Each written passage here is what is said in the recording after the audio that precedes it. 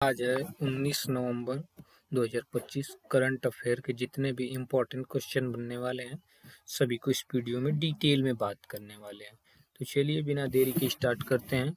हमारा पहला क्वेश्चन है, हाल ही में किस राज्य सरकार ने महिलाओं को नाइट ड्यूटी के लिए अपनी सहमति देने का अधिकार दिया है? तो ये उत्तर प्रदेश सरकार ने महिलाओं को नाइट ड्यूटी के लिए अपनी सहमति दे दी है।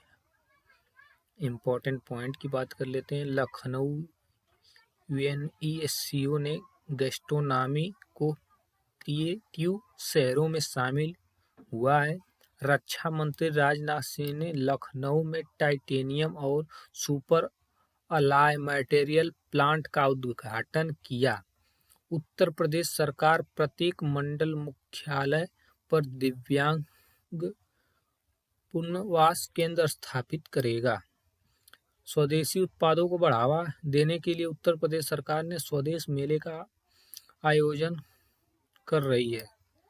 उत्तर प्रदेश सरकार ने औषधि निरीक्षकों को औषधि रसायनों के लिए निरीक्षण का अधिकार दिया।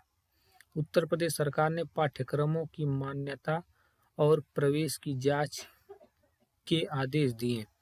उत्तर प्रदेश के मुख्यमंत्री ने शिक्षकों के लिए कैशलेस चिकित्सा की घोषणा की। अगला क्वेश्चन इम्पोर्टेंट है, हाल ही में किस राज्य के सभी जिलों में वृद्धाश्रम स्थापित किए जाएंगे? तो नागालैंड में किए जाएंगे सभी जिलों में।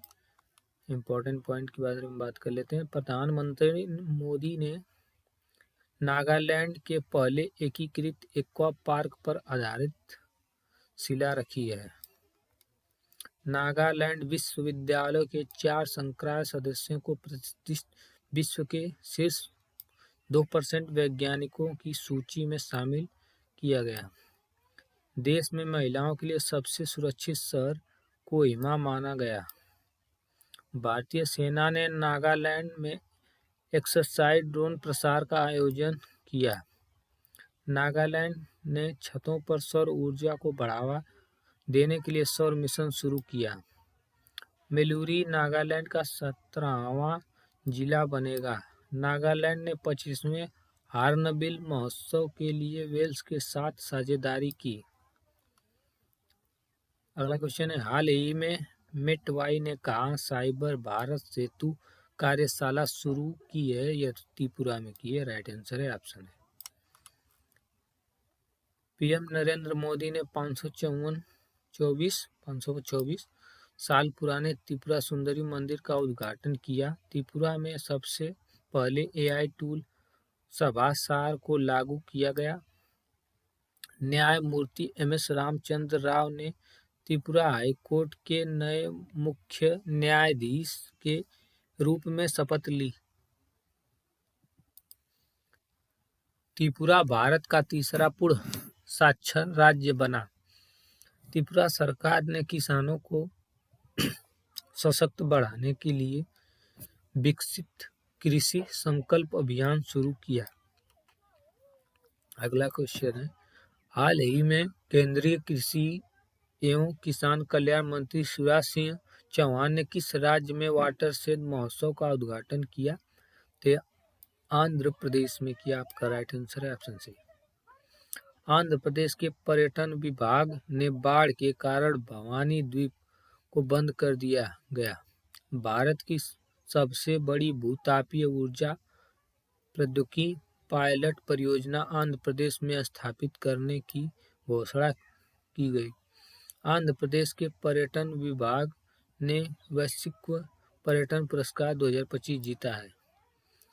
आंध्र रणजी टीम ने कोच गैरी स्टीड बने हैं।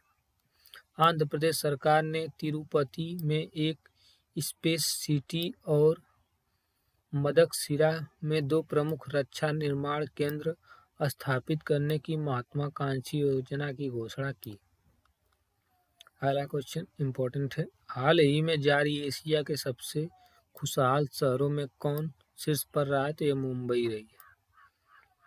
अगला क्वेश्चन, हाल ही में किस बैंक का मार्केट कैप $100 अरब के पार पहुंच गया? तो ये SBI का पहुंच गया। राइट आंसर है ऑप्शन सी।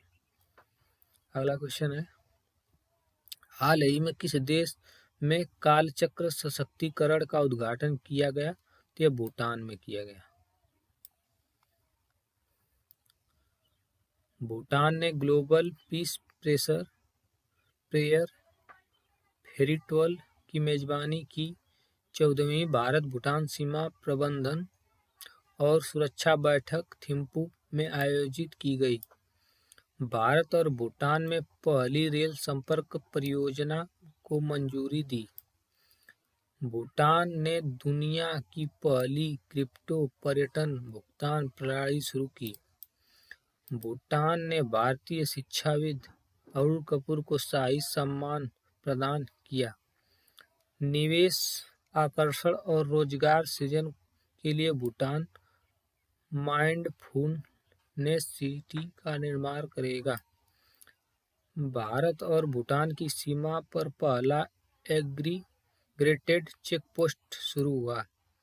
रिलायंस समूह भूटान में नवीकरणीय ऊर्जा क्षेत्र में निवेश करेगा। अगला क्वेश्चन है, हाल ही में कौन संयुक्त राष्ट्र जल सम्मेलन में शामिल होने वाला पहला दक्षिण एशियाई देश बना है? तो यह बांग्लादेश बना है। बांग्लादेश की प्रसिद्ध लोक गायिका फरीदा परवीन का निधन हुआ।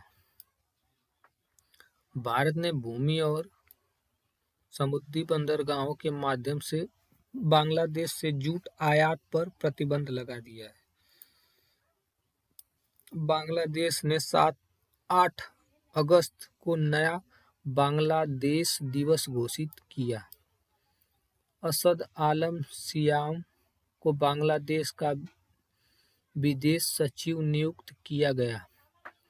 भारत ने बांग्लादेश से रेडीमेड कपड़ों और प्रोसेस्ड फूड आइटम जैसे कुछ सामानों के आयात पर बंदरगाह प्रतिबंध लगाया।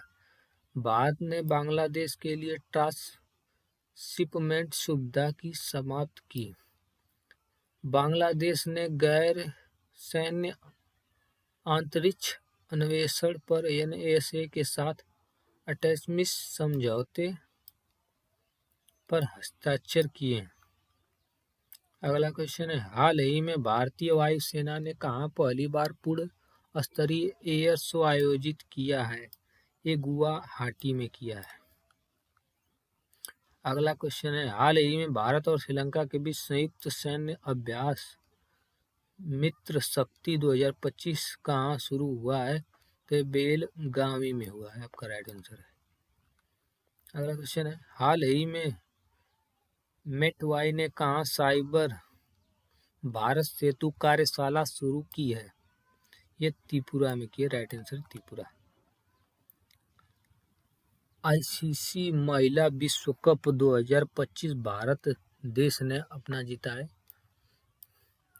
बीते वर्ष 24-25 में भारत ने अमेरिका से सबसे अधिक FDI प्राप्त किया। दिल्ली सरकार ने पिंक सहेली स्मार्ट कार्ड शुरू किया। क्रिकेट में सेवाओं के लिए जेम्स एंडरसन को नाइट हर्ड की उपाधि मिली। गूगल ने अपनी 7वीं पीढ़ी की AI चिप आयरन वुड का अनावरण किया। तंबाकू और वेपिंग उत्पादों पर पीढ़ीगत प्रतिबंध लागू करने वाला पहला देश मालदीव बना। अमेरिका ने मिनटमैन थर्ड मिसाइल का परीक्षण किया। प्रतिष्ठित प्रिंसेस ऑफ एस्टूरियन स्पोर्ट्स अवार्ड 2025 से सेरेना विलियम्स को सम्मानित किया गया। अगला क्वेश्चन है, SBI का मार्केट कैप $100 अरब को पार पहुंच गया है। चक्रवात मोथा का नाम थाईलैंड ने रखा है। 8वें वेतन आयोग का अध्यक्ष रंजना प्रकाश देसाई को नियुक्त किया गया।